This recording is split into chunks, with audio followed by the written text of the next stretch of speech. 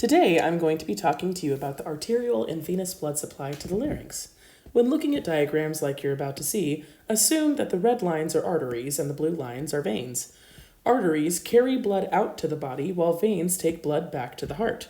Because the blood cells are less rich in oxygen and hemoglobin on their way back to the heart through the veins, the color becomes darker and reflects as blue through the skin. The superior and inferior laryngeal arteries are responsible for taking blood to the larynx. The superior laryngeal artery, known as the SLA, usually derives from the superior thyroid artery.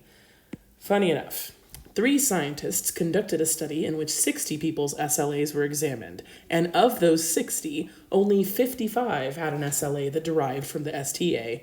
The other 5 people had SLAs that derived from the carotid artery. This would be an important piece of information for your surgeon to know if you were ever undergoing laryngeal surgery. The SLA runs beneath the thyrohyoid muscle and enters at the thyrohyoid membrane, supplying the thyroid gland with the majority of its necessary blood flow. Blood supply is important. This sounds obvious, but it's true. Blood flow needs to stay constant to make sure that the tissues stay alive and the waste is carried away.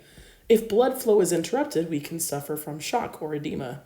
It would be harder to isolate blood flow issues to the laryngeal structure than it would be, say, to the hands. Usually, temperature change is a big indicator of blood supply issues. If you suspect that someone is suffering blood supply issues to the larynx, they should be referred to a doctor ASAP. The inferior laryngeal artery, hereafter known as the ILA, travels alongside the recurrent laryngeal nerve and enters the larynx at the inferior border of the inferior pharyngeal constrictor. It supplies blood to the muscles of the larynx as well as the mucosa.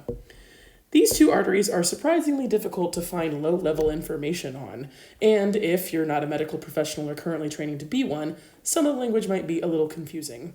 I think it's helpful to think of the SLA and ILA as being paired up with the SLN and RLN respectively. They follow similar journeys through the body, and because the SLN and RLN are more prominently featured on most diagrams, they can serve as reliable orienters. If you see the SLN, know that the SLA is medial and deep to the SLN, but remains on the same side of the trachea. If you see the RLN, know that the ILA runs just lateral and superficial on the same side of the trachea as well. Thanks for sticking around. Bye!